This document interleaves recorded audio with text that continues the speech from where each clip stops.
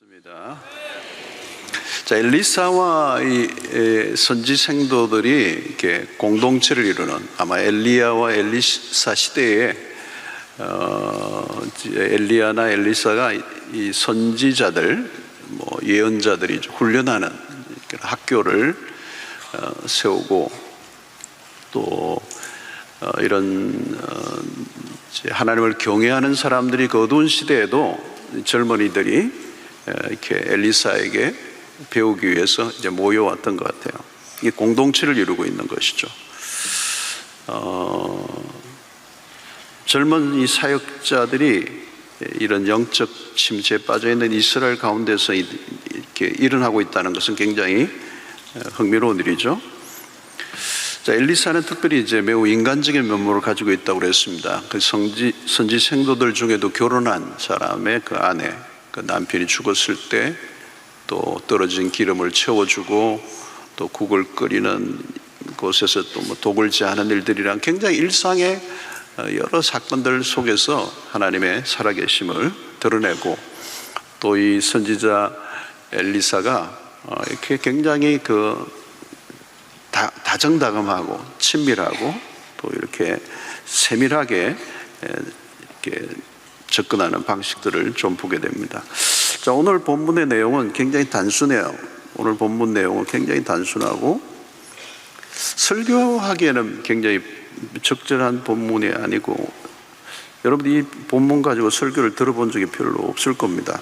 강해 설교를 연속적으로 한다면 이런 본문은 만나고 싶지 않은 그런 본문이고, 엘리사 스토리에 많은 내용들이 있지만 이걸 다룰까 말까 건너뛸까 그러다가 다루기로 했습니다. 자, 오늘 이야기에도 기적이 나오는데 엘리사가 생도들과의 관계 안에서 일어난 기적이죠. 이제 우리가 이 엘리사에게서 기적을 어떻게 다룰 건가, 기적이 굉장히 많이 일어나요. 근데 이제 이걸 기적을 어떻게 다룰 건가, 또 기적을 다룰 때 중요한 것은 기적 자체만 이렇게 다루면 안 돼요.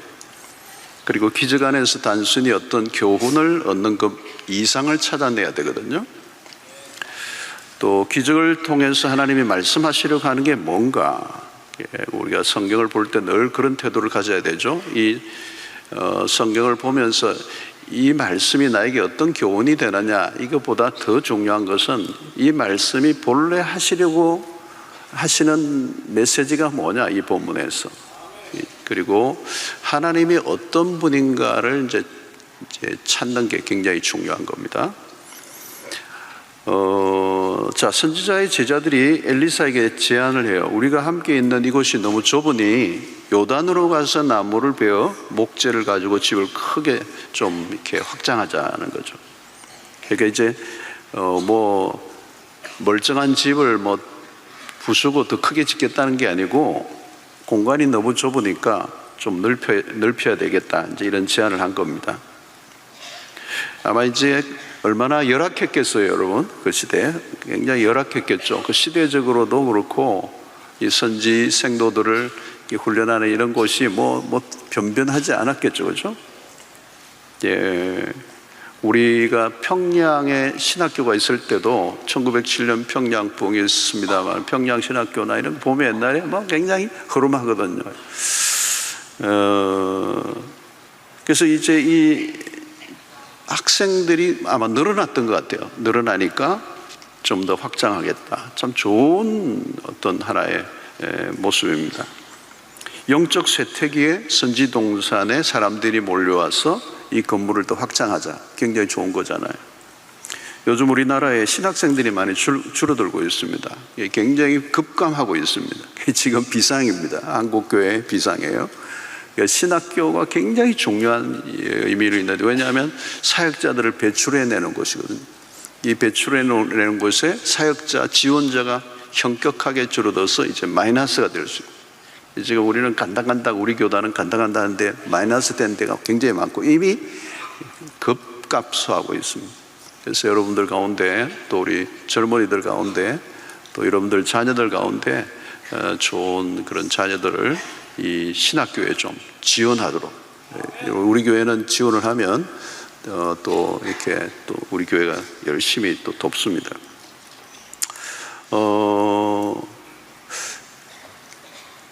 자, 엘리사가 그들의 제안을 받아들입니다. 자, 가라 그랬어요. 그러니까 제자 중 한 사람이 엘리사도 함께 동행해 주기를 원했어요. 엘리사도 함께 가겠다 해서 기꺼이 이제 함께 이제 가는데, 드디어 요단이라는 곳에 도착을 하고 나무를 베기 시작했습니다. 근데 갑자기 사고가 났죠. 한 사람이 나무를 베는데 새 도끼가 물에 떨어져 버린 거예요. 예기치 않는 사건입니다. 갑자기 나무를 벨 수 없는 상황이 된 겁니다. 좋은 계획을 하고 진행을 하는데 불운처럼 보이는 일이 일어난 거죠. 계획에 차질이 생긴 것입니다. 자, 이게 우리의 삶입니다. 그죠? 얼마나 많은 계획을 가지고 갔겠어요. 그리고 이 도끼도 빌려가지고 야심차게 이제 시작하는데 일은 해보지도 못하고 쇠 도끼가 물에 빠져버렸어요. 그러니까 이게 당황스러운 일이 생긴 거잖아요. 여러분, 이게 우리의 삶이에요. 우리의 삶을 모든 게 순조롭게 될 것처럼 여기지만 사고가 일어나는, 변수가 생기고 복병이 생기고 장애물이 일어나고. 그러니까 여러분, 무슨 일을 하다가 예기치 않는 당황스러운 일이 생기면 당연하게 생각하셔야 돼요. 그거를 이게 왜 이런 일이 생겼나 이렇게 생각하지 말고 당연해요. 변수가 생기는 거예요. 여러분, 사람이 모인 것은 언제나 위기 상황이 발생합니다. 단기 선교를 가보아도 아무 일도 일어나지 않으면 좋은데 별일이 다 일어나거든요. 선교지에서 별일이 다, 또 여권 잃어버린 사람이 나오고 그래가지고 별별 이렇게 일들이 일어납니다. 여러분, 우리 교회도 여러분 이렇게 사역을 하다 보면 별별 일들이 많이 나죠. 재미있는 일들도 많고요, 어이없는 일들도 많고요, 여러분들 모르는 일들도 많아요. 하나님의 일을 하는데 사단이 방해를 하기도 해요. 우리만 바쁜 게 아니라 사단도 바빠요. 그러니까 교회가 열심히 하면서, 열심히 하는 교회는 사탄도, 열심히 하는 교회에 온 사탄들도 바빠요. 방해를 해야 되니까. 여러분, 예수님의 생애를 보십시오. 별별 일들이 다 일어나요. 제자들이 사고를 수시로 칩니다.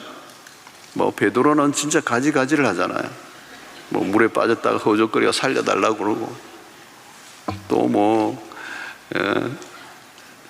대지상 말고의 길을 잘라가지고 말이요, 그 기가 바닥에 떨어졌으니까 예수님이 또 그 죽는다고 얼마나 수고를 하셨겠어요. 또 다시 붙여주고 정확하게 또 붙여줘야 될 거 아니에요. 뺐다가 붙이면 안 되니까. 여러분, 바울의 사역을 보면 수많은 위기 상황들이 벌어집니다. 이 도끼날이 물에 빠지는 정도가 아니에요. 어마어마한 방해들이 있고 어마어마한 사고들이 있고 또 육체의 가시가 그를 괴롭히고 사역의 길이 순탄하지가 않아요. 그 전에 이제 우리 목사님들 이렇게 다른 교회 담임 목사님들 많이 만나는데 사역들이 어려운 얘기를 많이 하죠. 굉장히 어려워해요. 그래서 저는 늘 하는 말이에요. 원래 어려운 거라고. 원래 어려운 건데 뭘 그렇게 어렵다고 그러느냐. 여러분, 구약의 요셉을 보십시오. 도끼날이 물에 빠지는 정도가 아니에요. 요셉 자신이 웅덩이에 빠져요. 나중에는 감옥 안에 갇히죠. 여러분, 실제로는 이 난관과 저항들을 이제 극복하는 과정, 이게 매우 필요합니다. 제자가 이제 소리를 지르죠. 내 주여, 빌려온 것을 잃어버렸습니다. 자, 여러분, 여기 빌려왔다는 것에서 무엇을 느낍니까? 이걸 빌려왔어요. 그러니까 찢어지게 가난하다는 거예요. 가난하다. 도끼도 자기들이 가질 수 없는 거예요. 도끼를 빌려야 돼. 물론 여러분, 이 시대는 오늘 시대의 관점에서 도끼를 생각하면 안 돼요. 철기 문명, 이 철기 문명이 BC 1200 12세기, 이게 굉장히 오래됐죠. 그런데 지금 이 시대는 지금 9세기예요. 9세기. 그러니까 근데 그럼에도 불구하고 이스라엘은 아직 그런 문명이 발달하는데 더뎠던 것 같아요. 그러니까 쇠로 만든 이런 거는 굉장히 고가의 물건이라고 봐야 돼요. 요즘 우리 철물점에서 살 수 있는 그런 게 아니야. 그러니까 그걸 빌려왔는데, 그죠? 그걸 잃어버린 거예요. 심각한 겁니다. 일순간 이게 스탑이 된 거잖아요. 자, 그러면 여기서 우리가 시사하는 게 하나 뭐냐면, 나무를 베다가 도끼를 잃어버린 이유가 뭐냐? 도끼날이 여러분 무디어졌을 때 잃어버리는 거예요. 나무가 잘 베어지지 않으면 도끼머리가 헐거워져. 헐거워진 상태로 계속 두들기면 도끼날이 자루에서 빠지게 돼 있어요. 결국 요단강으로 그 도끼날이 날아가 버린 거예요. 그러니까 그 요단강이라는 게 그 깊이가 뭐 다양하겠지만 또 비가 많이 오는 우기 같은 경우는 굉장히 깊거든요. 그리고 밑에는 뭐 흙탕물이 있고 뭐 진흙판이고 그러면 못 찾는 거예요. 아무 일도 못 하는 거예요. 여러분, 일을 해야 될 때 일을 해야 되잖아요. 빌려온 도끼예요. 빌려온 도끼. 그러니까 돌려줘야 돼요. 그러니까 이건 주어진 시간에만 사용할 수 있는 거예요. 그죠? 그러니까 제한적인 시간 그리고 주어진 기회를 최선을 다해서 해야 되는 거죠. 그러니까 일을 해야 될 때 해야 되는 겁니다. 빌려온 것은 내 것과 달라요. 그리고 조심해서 또 잘 사용하고 돌려주어야 되는데, 안 그러면 이게 못 돌려주면 이게 갚아야 되니까 빚이 되는 거잖아요. 빚이 되면 어떻게 해요? 우리가 앞에서 다루었지만 빚이 되면 노예가 되기도 하고. 그러니까 여기 고가의 것을 가져온 거예요. 그런데 이게 빌려온 게 항상 사고가 나요. 그죠? 조심할수록 더 큰 사고가 나고, 남의 차를 잠시 빌렸는데 그냥 기스를 해버리고. 저도 그런 적이 있습니다. 제가 호주에 있다가 비자 때문에 한국에 나왔다가 20개월 머무르는 동안이니까 차가 없으니까 어떤 분이 이제 성도님이 빌려줬어요. 그러니까 열심히 잘 탔는데 호주로 다시 돌아가기 직전에 한 달인가 두 달인가는 이분이 새 차를 뺐어요. 그래서 목사님 뭐 이게 낡은 차를 빌려드려서 너무 죄송한데 가시기 전이라도 새 차 좀 타십시오. 이거 새 차를 빌려주는데 부담스럽더라고요. 새 차 그냥 건차 타도 되는데, 그런데 새 차를 탁 뺐는데 두고 타보니까 좋긴 하더라고요. 근데 이제 그거를 모는데 이거 조심해서 타고 와야지, 이렇게 새 차인데 잘 조금도 기스 없이 이제 돌려드리고 가야지, 이렇게 막 사고 나면 안 된다 하고 타고 다녔거든요. 근데 어느 날 대연동에 옛날에 그 남부경찰서가 바로 앞에요. 운전을 하고 가는데 중앙선 넘어 한 대가 큰 이 대형 승용차가 중앙선을 넘어서 나에게로 오는 거예요. 피했죠. 나는 미리 봤어. 그 오는 거니까 피했는데 다 못 피했어. 내 옆구리를 지어박아 버렸어. 그래가지고 이제 하는데 나중에 보니까 그분이 이제 그날 장례식이에요. 그 아버지를 이렇게 묘지에 묻어드리고 마지막 하관하고 이제 돌아오는데 장례 일정을 치르면서 너무 피곤했던 거예요. 잠을 못 자고. 그러니까 이제 졸음운전을 한 거예요. 그래가지고 미안하다고 이제 뭐 다 변상하겠다고 하긴 했지만, 이 빌려온 거잖아요. 그죠? 빌린 건데 이게 찌그러졌어요. 이 머피의 법칙이라는 게 있어요. 잘못될 것이라고 여기고 있었는데 결국은 잘못되는 거예요. 빌려온 도끼가 물에 빠졌어요. 이게 낭패예요, 낭패. 더 이상 일을 할 수가 없어. 악재잖아요, 여러분. 일도 못하고 또 빌려온 것도 갚아야 되고. 자, 여러분, 우리가 우리의 삶이 사실은 이렇게 우리의 것이 아니죠. 달란트의 비유에서도 우리가 잘 말씀하는 것처럼 주인이 일시적으로 맡겨준 것을 가지고 남기는 것, 그것이 우리의 인생입니다. 그러니까 우리가 가지고 있는 시간과 물질과 모든 것은 일시적으로 하나님 우리에게 맡기신 거예요. 맡기신 거예요. 맡기신 것에 최선을 다해야 돼요. 자, 문제는 이게 날이 무디어서 이제 헐거워서 이제 날아가 버린 거죠. 여러분, 이 날이 무딘 도끼 힘만 들고 얼마가 못 가서 이제 지치게 되죠. 나무를 베어야 하는데 나무가 베어지는 게 아니라 자기가 넘어지는 거예요. 그러니까 우리가 무엇을 할 때도 그런 거죠. 어떤 일을 할 때 효과적인 결과를 내는 사람이 있고 내지 못하고 힘만 드는 사람이 있고. 예. 그래서 링컨이 그런 말을 했어요. 만약 내게 장작을 패기 위한 8시간이 주어진다면 도끼 날을 가는데 6시간을 사용하겠다. 이게 이제 지혜죠. 일머리라고 할 수 있습니다. 일머리. 그러니까 무조건 치는 게 아니고 날이 갈아져요.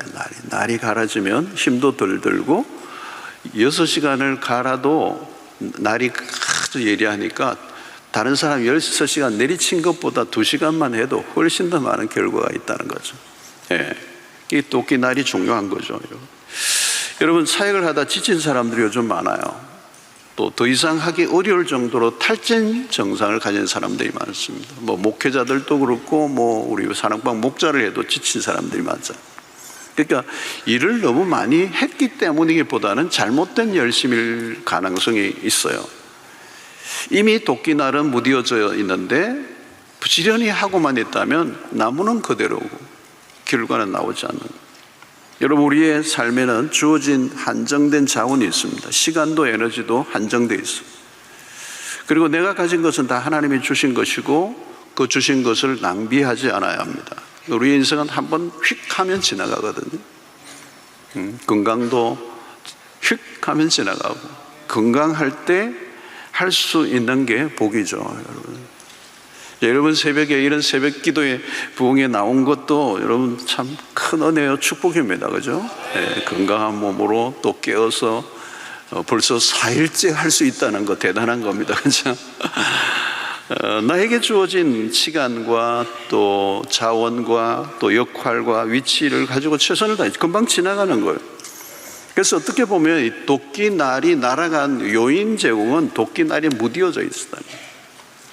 여러분, 영적으로도 적용해 볼 수 있어요. 영적인 민감성을 높이는 거. 그죠? 영적으로 굉장히 민감해져 있으면 하나님의 인도를 훨씬 더 많이 받을 수 있고 더 많은 하나님의 일을 감당할 수가 있는 거죠. 여러분, 영적으로 둔감해지는 건 굉장히 위험한 겁니다. 영적으로 둔감해지면 위험해요. 열심히 하는데, 여러분 예수님의 제자들을 보십시오. 열심히 하지 않은 게 아니죠. 부지런히 따라다녔잖아요. 그런데 그들은 지쳐 있어요. 그래서 겟세마네 동산에서 땀방울이 핏방울이 되도록 기도하는 주님과는 다르게 제자들이 졸고 있죠. 그때 주님이 말씀하신 게 너희들의 마음은 온료되 육신이 약하도다. 몸과 마음이 따로 놀았던 거죠. 자기 열심에 자기가 속는 거죠. 열심히 했지만 나무 한 그루도 베지 못하고 수답된 상태의 모습. 예. 어떤 사람이 그래요. 난 열심히 살았어. 열심히 산 게 중요하지 않아요. 어떻게, 무엇을 위하여, 그죠? 그리고 내가 어떻게 준비된 만큼. 예. 열심히 한 것만으로는 자랑이 될 수가 없어요. 그래서 에베소서 5장 15절 18절에 이렇게 얘기하죠. 그런즉 너희가 어떻게 행할지를 자세히 주의하여 지혜 없는 자같이 하지 말고 오직 지혜 있는 자같이 하여 세월을 아끼라 때가 악하니라. 그러므로 어리석은 자가 되지 말고 오직 주의 뜻이 무엇인가 이해하라. 술 취하지 말라. 이는 방탕한 것이니 오직 성령으로 충만함을 받으라. 이 지혜를 구해야 돼요. 시간이 제한되어 있기 때문에 지혜를 구해야 돼요. 이 성령의 충만을 받아야 될 이유입니다. 그냥 내가 열심히 하는 것과 성령 충만 안에서 열심히 하는 건 다르거든요. 우리의 노력도 필요해요. 근데 성령의 도우심을 받으면 극대화되는, 말씀의 날이 서고, 그죠? 성령에 민감하면 말씀을 읽을 때도 묵상을 할 때도 달라요. 여러분 뭐 책상에 앉아서 성경 펴놨다고 뭐 말씀이 들어옵니까? 안 들어올 때 많거든요. 성령에 충만하면 성경을 읽을 때 달라요.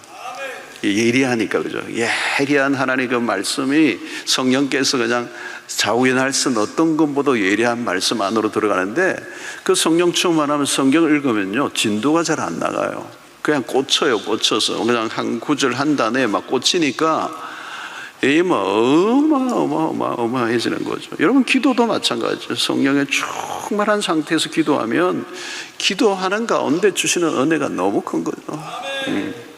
지혜가 넘치고, 여러분, 행동은 작아도 영향은 커지는 거. 뭐 내가 막 움직이고 열심히 한다고 되는 게 아니거든요. 이 세상은 그 흑고생, 생고생을 하는 경우가 많아요.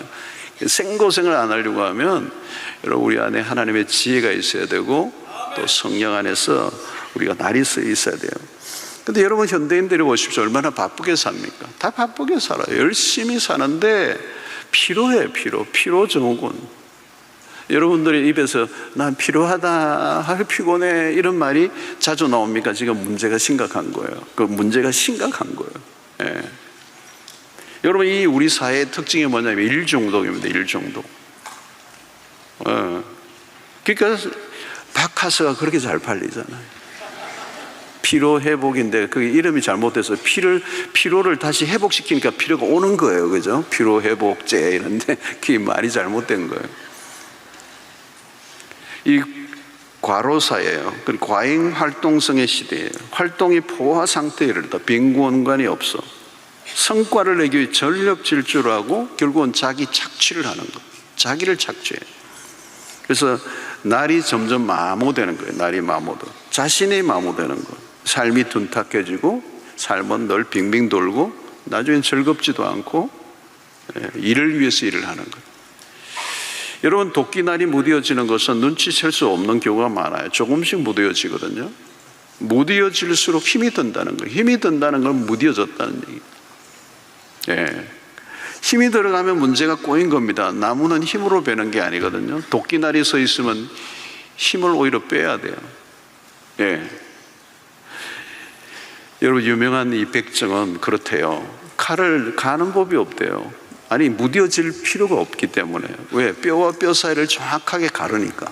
뼈를 내리치면 무뎌지는데 뼈를 칠 일이 없어. 유명한 백정은 그냥 기가 막히게 뼈와 뼈 사이를 갈라내는 거예요. 오히려 그게 날이 더 하면서 날카로워지. 기가 막힌 거죠, 여러분.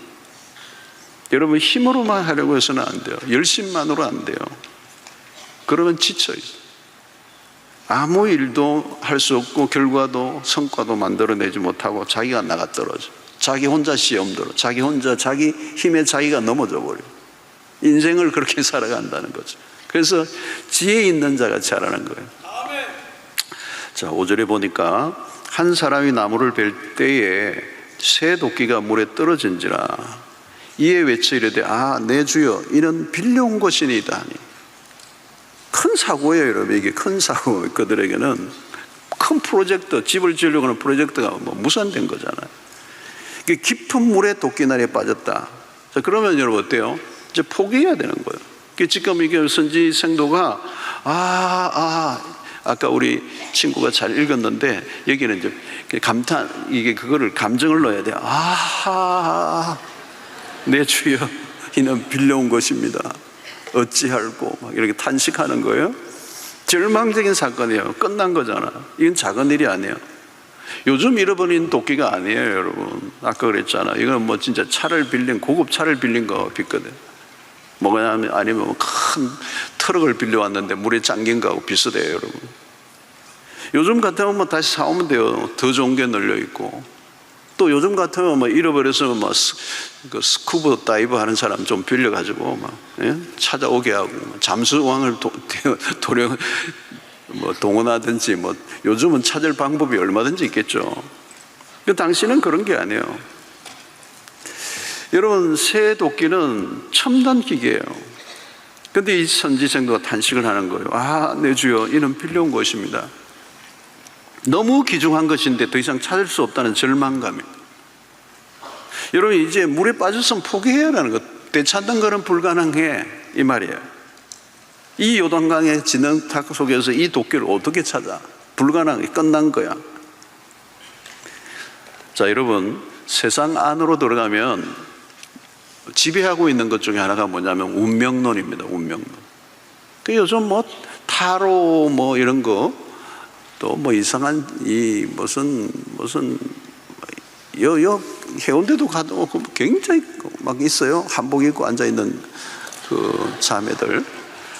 그래서 막 젊은이들이 막 들어가가지고 막 뭐를 보고 그러는데 이 운명론이잖아, 운명론.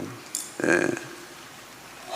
그러니까 이게 불운이라고 여기는 거죠. 안 된다고 결론을 내리는 거죠. 돌이킬 수 없다고 결론을 내는 거죠. 아, 안 되는구나. 끝난 거구나. 포기해. 아무리 해도 안 된다는 거죠.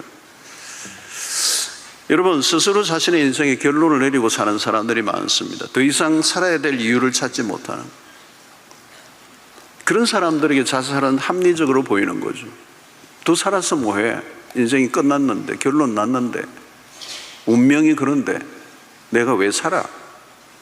우리나라 지금 진짜 심각해요, 여러분. OECD 국가 중에 지금 한 20년 이상 막 하여튼 1위를 내리달리고 2위와는 비교도 안 될 정도로 곱절의 차이가 나잖아요. 우리 자신이 우리의 인생의 결론을 내리는 거죠. 근데 여러분, 이 목숨을 끊는 사람들이 그 시간의 생각의 시간이 10분이래요. 그 전문가 얘기들은 10분 안에 그 결정을 한다는 거예요. 죽는 결정을 한다는 거예요. 너무 짧은 시간이죠, 여러분. 끝날 때까지는 끝난 게 아니라 요기베라고 그랬잖아요. 끝날 때까지 끝난 게 아니다. 내가 끝이라고 해서 끝입니까, 여러분? 끝이 아니잖아요, 여러분. 운명론에 자신을 맡긴다면 다른 선택의 여지가 없습니다. 그런데 우리는 운명론을 믿지 않아요. 운명에 우리의 인생을 맡길 수 없어요. 우리의 삶은 운명에 의해 결정되는 것이 아니라 하나님의 주권 속에 있다는 것. 우리는 운명론을 거부해요. 우리는 정해진 운명론을 따라가는 사람들이 아닙니다. 믿음의 길을 선택한 사람들. 믿음의 눈으로 보면 세상 사람들이 불운이라고 할 만한 것은 도리어 우리에게 기회가 된다. 예, 기회가 된다. 그래서 여러분, 재난을 재난으로만 보지 말라는 거. 앞으로 뭐 내일 또 메시지도 있습니다만, 우리가 이 안목, 이 영적 이 시각, 이게 관점, 이게 굉장히 중요합니다. 세계관 뭐 이런 것들인데요, 너무너무 중요해요. 재난을 재난으로 보지 마십시오. 사고가 났을 때 사람들의 일반적인 반응이 뭐예요? 큰일 났구나, 망했구나. 아니에요, 여러분. 아니에요. 그건 거짓말이에요. 우리는 다른 관점으로 보는 훈련을 받아야 돼요. 그게 믿음의 삶입니다. 사고가 나면요, 사고도 우연은 아니에요. 우리는 우연으로 보면 안 돼요. 믿음으로 보면, 믿음으로 사건을 바라보면 그 우연으로 가장한 것 속에 하나님의 섭리가 숨어 있다는 거예요. 성경을 읽으면서 우리는 계속 그걸 봤잖아요. 룻기도 여러분, 이게 우리 새벽 특세 때 했고, 그죠? 에스더스도 새벽 특세 때 했고, 요셉도 했고, 다 뭐예요? 그 안에는 어느 것 하나 우연이 없어요. 하나님의 섭리가 작동되고 있고, 그분은 누구시죠? 선하신 분이고, 악을 선을 바꾸시는 하나님. 우리가 불운이라고 보여지는 것을 하나님의 축복으로, 그죠? 바꾸시는 하나님. 그래서 우리는 인간적인 관점에서 보면 사고는 늘 일어나요. 예기치 않는 순간에 사고는 늘 일어나는 거예요. 사고가 났다고 왜 이놈의 사고가 났느냐 하지만 사고는 원래 일어나는 거예요. 그러니까 사고가 났을 때 사고만 보지 말고 믿음의 관점에서 보는 건 뭐냐 하면 항상 우리의 의식 속에 이 훈련을 해야 돼요. 하나님이 이 사고를 통해 무엇을 하시려고 하십니까? 이걸 물어야 돼요. 이 일을 통하여 하나님이 뭘 하기를 원하십니까? 하나님의 의도하심이 뭡니까? 하나님의 뜻이 무엇입니까? 여러분, 이걸 물으시면 돼요. 그러면 그 다음에는 하나님의 뜻이 드러나면 그 뜻은 언제나 우리에게 선하신 분이기 때문에, 그래서 하나님의 개입을 믿어야 돼요. 하나님의 개입하시면 사고는 다른 색채를 띠고 우리에게 나타나요. 이 사고의 의미가 달라진다. 이전에는 망했다 그랬는데 이제는 망한 게 아니에요. 왜? 하나님의 선하심 때문에. 그래서 여러분, 로마서 8장 28절이 그렇게 우리가 많이 외우는 구절이에요. 우리가 알거니와 하나님을 사랑하는 자 곧 그 뜻대로 부르심을 입은 자들에게는 모든 것이 합력하여서를 이룬다. 그러니까 하나님의 이 거대한 이거는 이제 하나님의 의지가 들어가 있는 거잖아요. 하나님의 섭리라고 할 때는 언제나 하나님의 의지가 있어요. 그 의지는 아무도 꺾을 수 없어요. 이루시고야 마신다는 거잖아요. 그래서 그 일을, 이 모든 것은 하나님의 통제 안에 있기 때문에 그 하나님의 주권 속에서 당신의 그 선하신 뜻을 이루어내고야 마시는 하나님, 이걸 우리가 믿어야 돼요. 100% 믿어야 돼요. 하나님의 절대 주권을 1%라도 의심하면 우리는 와르르 무너져요. 하나님의 절대 주권, 하나님의 섭리, 하나님의 선하심을 이루실 것에 대한 100%를 믿으셔야 돼요. 이 믿음이 있게 되기를 축원합니다. 자, 엘리사의 행동을 보십시오. 어디에 빠졌느냐? 제자가 빠진 그것을 보여줘요. 엘리사는 의외의 행동을 합니다. 나뭇가지를 잘라가지고 강에 던져버렸어요. 그런데 새 도끼가 물 위로 부엉 떠오르는 거예요. 이 007 영화 아니에요? 이게 엄청 희한한 일이 일어난 거죠. 이솝 동화 같은 얘기가 나요. 자, 여러분, 기적이에요. 이걸 기적이라고 그러잖아요. 그죠? 이 쇠뭉치가 물 위로 그냥 떠올라는 거예요. 이 나무가지를 베어 물에 던졌다 그러는데 히브리어로는 이 나무가지는 묘묘, 그냥 나무예요. 그러니까 이 나무는 초자연적인 능력이 나타나는데 촉매로 쓰여진 거예요. 이 나무에 무슨 신비한 능력이 있는 게 아니에요. 그러니까 하나님이 행하실 때는 그것이 능력 있게 쓰여지는 거죠. 촉매가 되는 거예요. 그 자체 때문이 아니고 하나님이 무엇인가를 사용하시면 거기에서 하나님의 능력이 나타나는 거예요. 자, 모세가 든 지팡이는 어때요? 양을 칠 때 지팡이였어요. 뭐 새로 막 이제 내가 바로한테 가니까 새로 신제품 하나 지팡이 내가 뭐 가지고 가야, 이게 아니고 그냥 양을 칠 때 가졌던 그 지팡이를 가지고 갔어요. 애굽의 술객들을 다 놀라게 한 거죠. 그 지팡이에서 능력이 나오는 거예요. 그 나무 막대기예요. 그런데 하나님이 그걸 쓰신 거죠. 하나님은 어떤 것이든 사용하실 수 있는 분인 줄로 믿습니다. 그러니까 여러분들의 일상의 모든 신변 잡기 어떤 것이든 하나님의 능력의 도구가 될 수 있습니다. 자, 드디어 기적이 일어났어요. 기적이. 쇠도끼가 물 위로 올라온 거예요. 마치 나무처럼 둥 떠올라온 거예요. 그러니까 어떤 해석가들은 이걸 좀 이상하게 해석을 해요. 믿지 못하는 거죠. 과장된 이야기로 만들려고. 긴 나무 가지를 물 안에 넣어가지고 건져 올렸다, 이렇게 얘기해요. 상식적인 생각을 하는 거죠. 여러분, 성경의 기적을 부정하는 성경 해석가들도 참 많습니다, 여러분.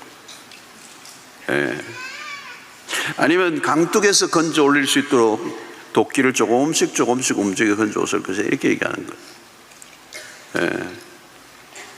그러니까 여러분, 이 성경의 권위를 인정하지 않는 사람들이 있는 거예요. 성경이 우리에게 뭐라고 해도, 그죠? 믿을 수 있는 준비가 돼 있어요. 성경을 대할 때 가능하면 액면 그대로 받아들이고자 하는 데, 성경의 기록의 목적을 우리가 알아야 되는 거잖아요. 여러분, 기적을 부정한다면 왜 성경을 믿습니까? 기적을 뺀다면 하나님을 왜 믿습니까? 하나님이 쇠도끼 하나 물 위로 못 올리시겠습니까? 그죠? 오늘 이제 이런 설교를 들으면서 이게 도끼가 뭐 쇠도끼가 물 위로 올라왔다고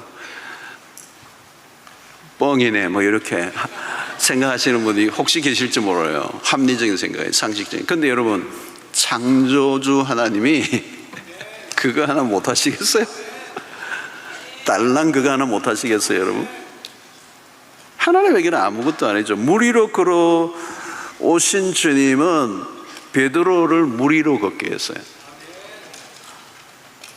일반적으로 물이라고 하는 것은 뭐예요? 성경에 나타나는 물의 개념은 좀 부정적이게 말하고 우리를 위협하는 거잖아요, 그죠? 그러니까 여러분, 뭐 이렇게 바다에도 빠져 죽는 사람 많잖아요, 여러분. 물이 막 범람하면, 그죠? 막 쓰나미처럼 막 쓸어버리고 하잖아요. 그러니까 물이라고 하는 것은 굉장히 위협적인 존재예요. 근데 이 물이 지금 이 순간에는 하나님의 명령에 순종하는 거죠. 하나님은 창조주시고 무에서 유를 창조하시는 분, 죽은 자도 살리시는 분. 그런데 깔아있던 것을 물 위로 올라가게 하시는 건 아무것도 아니에요. 그러니까 새 도끼가 물 위로 올라왔다는 것은 무엇을 의미합니까? 물이 하나님의 명령에 순종하고 있다는 거예요. 그러니까 물 위로 걷는다는 것도 물을 다스린다는 얘기입니다. 모든 것이 하나님에 의해 창조되었고 하나님의 권세에 굴복하고 있다. 지금은 부분적으로 일어나지만 마지막 날에는 완전하게 모든 만물이 그분 앞에 굴복하는 날이 올 것입니다. 자, 하나님은 사람들이 말하는 불행을 기쁨의 소식으로 바꿔주신다. 비극이라고 할 만한 일을 축복으로 바꿔주신다. 결말을 하나님께 돌아는 것. 일의 결국은 하나님께 있나니. 자, 주님은 오늘 일어난 사건 속에서 어떻게 일하시는 것을 보십시오. 나는 망했다가 아니에요, 여러분. 하나님이 기가 막히게 사건을 다루시는 거죠. 끝난 게 아니에요, 여러분. 하나님은 새로운 매듭을 지으십니다. 새 길을 여십니다. 여러분, 요셉 스토리의 핵심 아닙니까? 창세기 45장 8절, 그런즉 나를 이리로 보낸 이는 당신들이 아니요 하나님이시라. 하나님이 나를 바로에게 아버지로 삼으시고 온 집의 주로 삼으시며 애굽 온 땅의 통치자로 삼으셨는데, 그러니까 도끼가 빠진 것으로 하던 일이 방해되지 않아요. 별별 일이 일어나도 하나님의 나라는 앞으로 전진합니다. 자, 여러분, 우리의 일상에 사건 사고가 많이 일어나요. 삶 가운데 가슴이 덜컥 내리게 하는 일들을 대할 때가 있습니다. 삶은 사건의 연속입니다. 그때마다 낙심하고 절망하고 스스로 결론을 내리지 마십시오. 결론은 하나님이 쥐고 계십니다. 새 도끼가 물 위로 떠올랐어요. 어떻게 이런 일이? 아니, 그런 일은 흔해요. 우리에게는 큰일이지만 하나님에게는 작은 일입니다. 하나님에게는 난제가 없습니다. 우리는 큰 문제, 작은 문제를 구분하지만 하나님에게는 의미 없어요. 다 똑같아요. 하나님의 통제를 벗어난 일은 하나도 없습니다. 중요한 것은 믿음이에요. 우리의 믿음. 믿음으로 살아가는 것. 자, 여러분, 이 도끼가 물 위에 떠오르게 한 것은 많은 의미가 있는데, 첫 번째는 뭐예요? 우리에게 위로를 주시는 거예요. 선지 성도들에게 큰 위로가 되었던 거죠. 절망과 어둠 속에서 무엇인가 좀 더 잘해보려고 하고 있었는데 멀리까지 와서 나무를 빼려고 했어요. 막 시작하는데 쇠도끼가 물에 빠져버렸어요. 얼마나 황당해요. 절망 속에 탄식하고 있습니다. 하나님은 엘리사를 통해 쇠도끼를 되찾게 하십니다. 여러분, 이것은 선지 생도들에게는 엄청난 격려가 되었을 것입니다. 절망하고 있을 때, 다 끝이 났구나, 이 빌려온 것 어떡하나, 어떻게 돼갔나, 이제 빚졌다, 여러분, 빚을 지면 종으로 살아야 돼. 그런데 이 빚을 대신 갚아준 거나 마찬가지잖아요. 여러분, 여기 보면 이 안에 뭐 더 들어가면 구약에서 신약의 구속의 원리까지 다 지금 이게 드러나고 있는. 하나님은 종종 우리에게 위로를 주시기 위해서 다양한 방법을 사용하시는 거예요. 여러분, 우리에게 모든 게 다 깔아앉은 것 같은데 하나님이 희망의 그런 불씨를 일으켜주세요. 우리가 잃어버린 것을 되찾게 될 때 뭐예요? 위로가 되는 거예요. 뭐 가방을 잃어버렸다, 지갑을 잃어버렸다, 핸드폰을 잃어버렸다, 그 다시 너무너무 수수문에 못 찾았는데 찾아냈을 때 그 위로, 격려, 그죠? 성도 여러분, 여러분은 잃어버린 게 무엇입니까? 하나님은 그 잃어버린 것에 배를 더하여 채워주시기도 합니다. 손해본 것을 갚아주십니다. 마이너스를 플러스로 해주십니다. 독이 든 것을 달콤하게 해주셨습니다. 떡을 몇 배나 불려서 주셨습니다. 하나님 희한한 방법으로 되찾게 하세요. 하나님은 우리를 다양한 방식으로 위로하십니다. 신기한 일이 많아요. 잃어버렸는데 어떤 때는 나중엔 더 좋은 것을 주시는 하나님이세요. 하나님은 우리가 잃어버린 자들이 우리를 되찾게 하시는 것, 그것이 우리에게 위로가 되는 것이죠. 둘째는 여러분, 이 쇠도끼가 다시 물 위로 올라왔다는 것은 회복을 의미하는 거예요. 회복, 원상복귀, 원상회복. 하나님은 회복의 하나님이세요. 희망이 사라진 곳에 희망의 불을 붙여주시는 분. 하나님은 개인과 교회, 나라를 다시 일으켜 세워주실 수 있는 분이십니다. 18세기 영국에 그런 일이 일어났어요. 영적으로 18세기는 영국은 매우 황폐했던 시대예요. 회의주의가 만연하고 기독교에 대한 비난과 조롱이 난무했던 오늘 한국과 같은 비슷한 상황입니다. 바로 그때 조지 히필더라 존 웨슬리 같은 분들이 일어났어요. 그리고 그 시대의 부흥을 이끌어나, 그리고 영국 사회의 전체적인 영적 기류를 다 바꿔 놔버렸어요. 그 결과로 도덕적 열정이 다시 회복되고 감옥의 개혁운동, 형법 개정, 노예 무역 폐지, 사회 전반의 변화들이 일어나는 일들이 일어났어요. 여러분, 물에 빠진 도끼를 다시 되찾는다는 것은 상징성을 갖고 있는 거죠. 너무도 귀중한 것인데 잃어버렸던 것을 되찾는 것. 저는 여러분들 안에 그런 일이 있게 되기를 축원합니다. 여러분, 우리 한국교회도 1907년에 평양부흥이 있었습니다. 그것이 한반도에, 그리고 6.25 전쟁을 통하여 남하되면서 북한의 신실한 그리스도인들이 남쪽으로 내려오고 곳곳에 교회를 세우고, 그래서 민족 전체가 복음화되는 불길이 70년, 80년대 불길처럼 일어났습니다. 여러분, 그 1907년 평양 대부흥이 다시 한번 어게인 하기를, 잃어버렸던 부흥이 이 땅 가운데 다시 일어나게 되기를 갈망하는 거죠. 여러분, 그 갈망이 있게 되기를 축원합니다. 여러분, 우리 한국교회는 잃어버린 게 뭐예요? 기도의 영성을 잃어버렸어요. 한국교회 하면 기도였어요. 여러분, 우리의 믿음의 선배들은 기도의 생명을 걸었었어요. 기도란 기도는, 여러분, 한국교회는 세계교회에 알려진 게 뭐냐? 기도예요. 한국교회가 일어난 건 뭐냐? 기도예요. 여러분, 한국교회가, 아니 한국 사회가, 한국 민족이 그 찢어진 가난 속에 이렇게 번영한 나라가 될 수 있었던 것은 한국교회, 우리의 믿음의 선배들이 생명 걸고 기도했던. 여러분, 저는 그런 걸 많이 봐요. 이분은, 어떤 분을 보면 이분은 믿음이 없는 분이에요. 믿음이 별로 없어. 그냥 대충 그냥 교회만 다니는 분인데 진짜 편안하게 잘 살아. 그래서 제가 물어봐요. 이제 당신 왜 그렇게 믿음이 신성찬한데 그렇게 잘 사냐? 얘기는 말을 못하고, 그렇게 말하면 화날 거 아니에요. 근데 물어요, 제가. 혹시 아버지나 할아버지 중에 윗대에 누가 믿음 생활 잘하신 분 계세요? 내가 물어요. 그러면 있어요. 우리 할아버지가 누구 교회를 어떻게 세우고 어떻게 헌신하고 어떻게 믿음으로 살아. 내가 속으로, 그분 덕에 사네. 그분 덕에 사네. 생명을 걸었어요. 여러분, 기도에 생명을 걸었어요.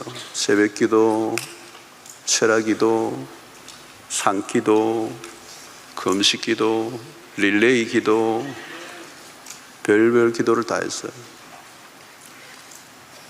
여러분, 불과 제가 청년 때만 해도 금정산 위에 올라가면 70인파에 가면요, 그냥 꽉 차 있어요. 기도하는 사람들. 기도원마다 꽉 차 있었어요. 여름에는 어디 갑니까? 기도원 가지.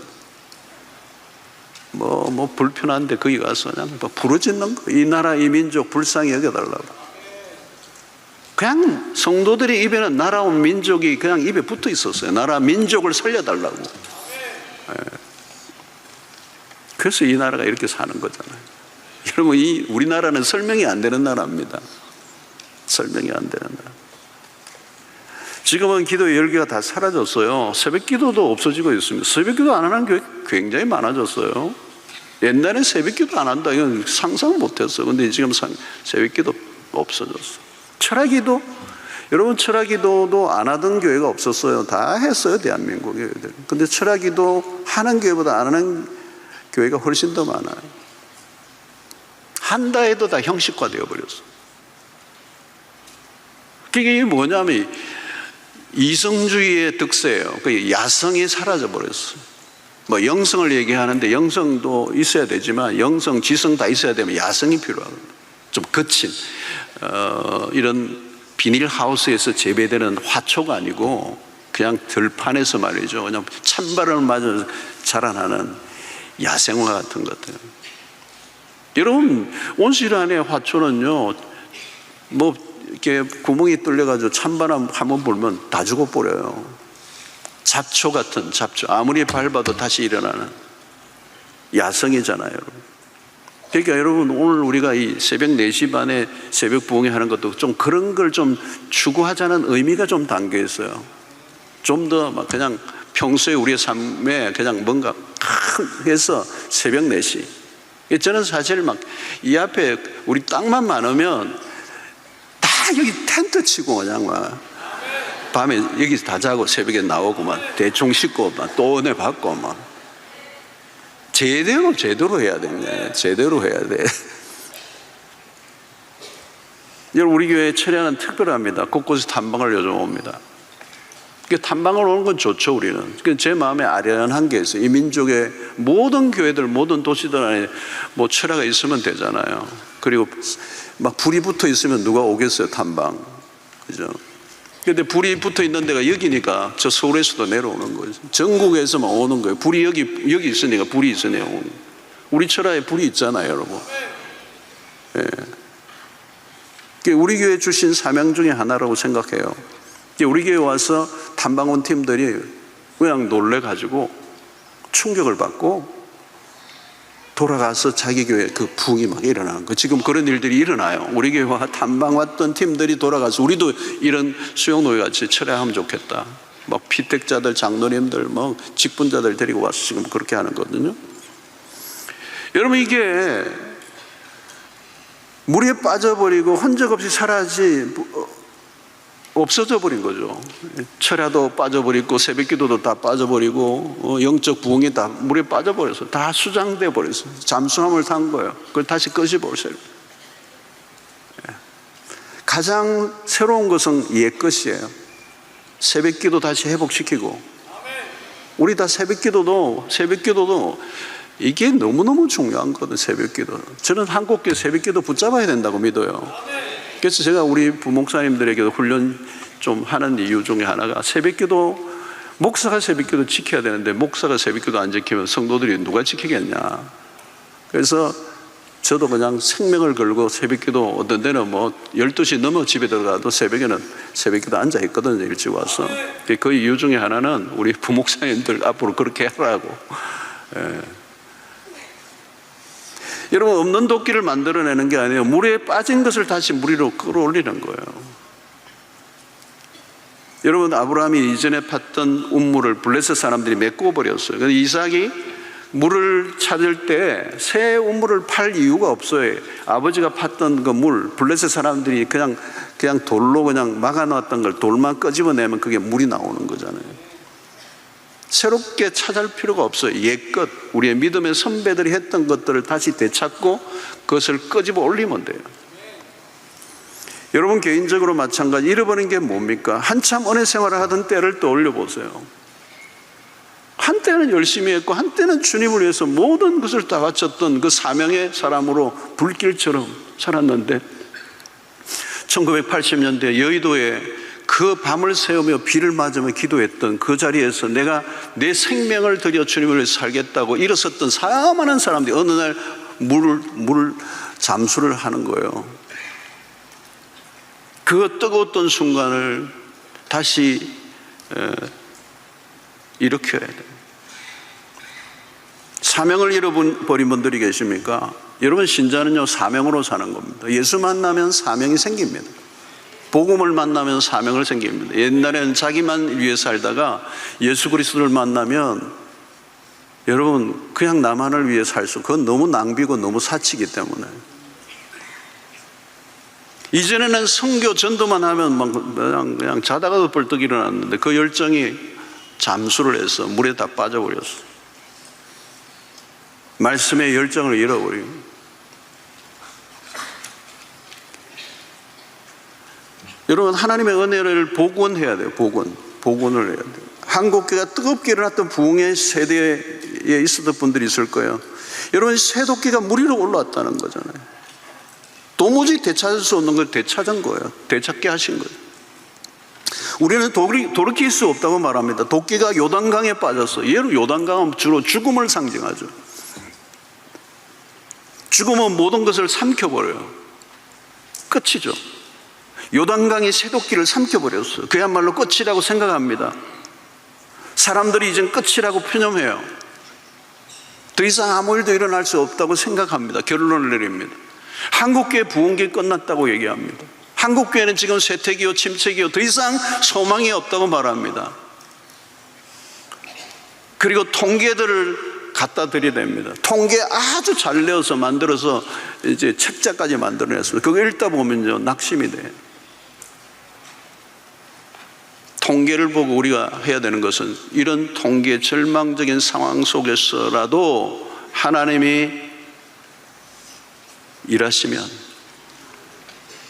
그 통계 소용없어요, 여러분. 부흥은 가능하다는 믿음을 가져야 됩니다. 그런데 그 통계를 믿어버려.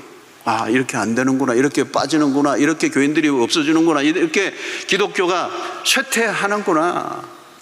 여러분, 한국교회에 소망이 있습니다. 금요일 날에 오늘 철야에 나오는 우리 다음 세대 청년들을 보십시오. 이번에 야베스가 청년의 수련을 갔는데 한 500 몇십 명이 그냥 불덩어리에 불덩어리 은혜를 받았어. 막 저녁 집회 마치고 막 기도를 하는데 새벽 5시까지 그냥. 그리고도 뭐 더 기도를 해야 되겠다고 막 막 들어가지, 방에 들어가지도 않고 막 기도 시간이 너무 짧다고 새벽 5시까지 기도하면서. 여러분, 이런 청년들이 우리 교회 안에 있습니다. 여기 여러분 앉아 있는 우리 어린이들이 이 땅의 소망입니다. 여러분, 그냥 앉아 있는 거 아닙니다. 여기에 부흥의 불씨들이 있습니다.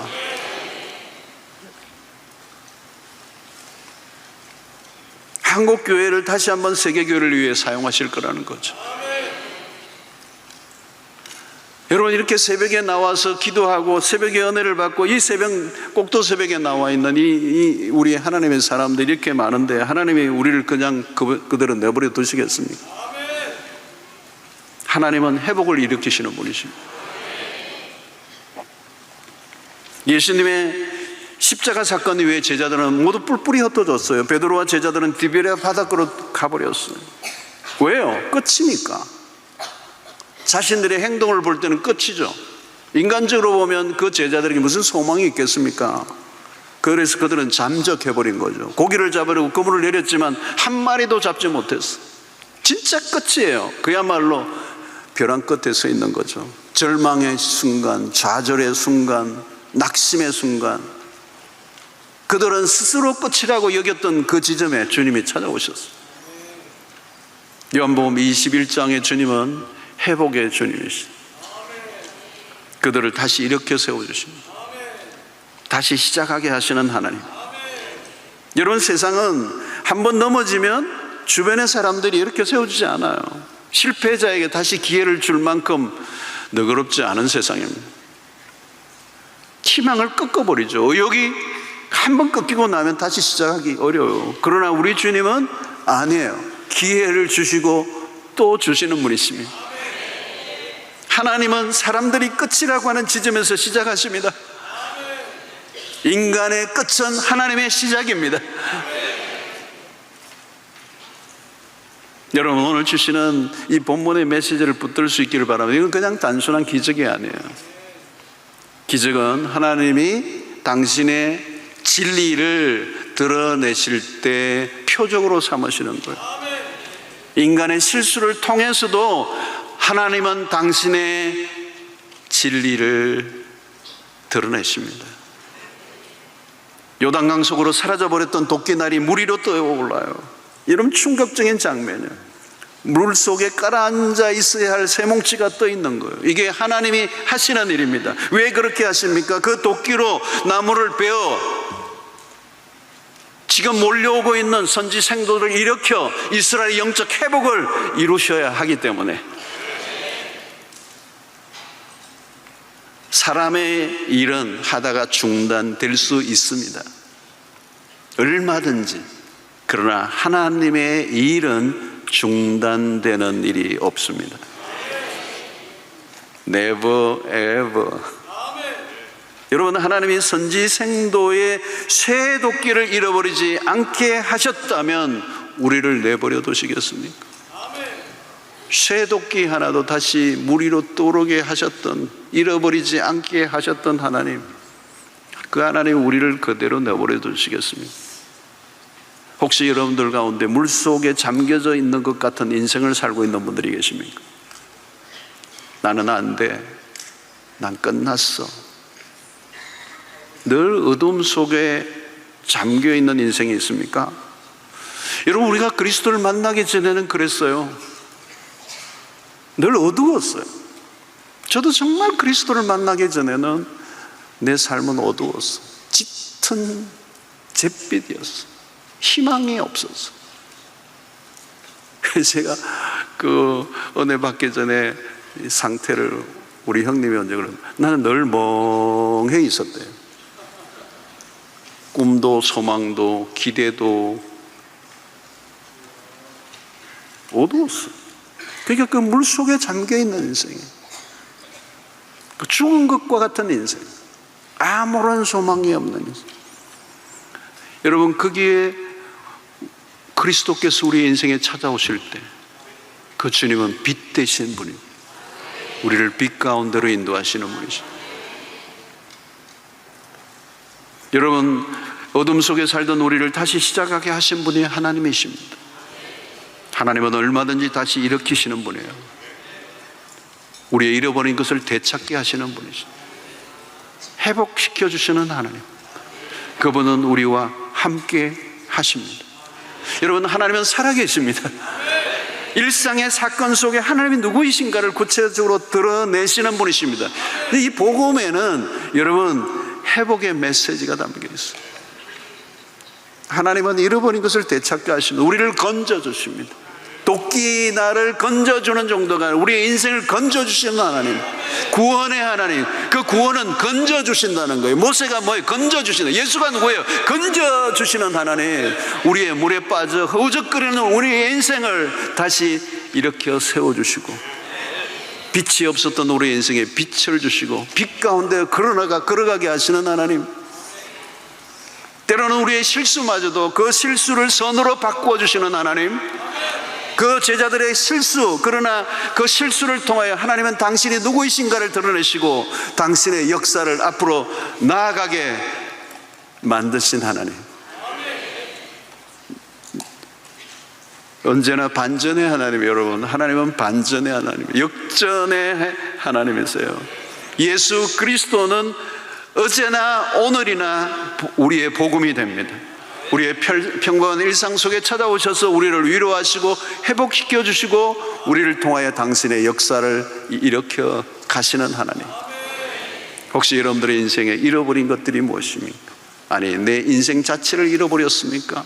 자아를 잃어버렸습니까? 하늘의 그 꿈과 하나님이 주신 사명을 잃어버렸습니까? 첫사랑을 잃어버렸습니까? 여러분들 안에 물속에 깊이 잠겨진 것을 하나님은 끌어내시고 우리의 인생에 빛을 보게 하시고 새롭게 하기를 원하시는 그 하나님. 저는 우리 교회가, 또 한국교회가, 세계교회 다시 한번 일어나 주의 영광을 돌리는 데 쓰임받는 은혜가 있게 되기를 축원합니다. 하나님은 하실 수 있습니다. 그분은 능치 못할 일이 없습니다. 오늘 또 우리의 인생 가운데 기적을 행하시는 하나님, 하나님의 하나님 되심을 우리에게 드러내시는 그 하나님을 오늘 또 우리의 신실하신 그 주님을 우리의 삶 속에서 경험하는 하루가 되기를 주의 이름으로 축원합니다.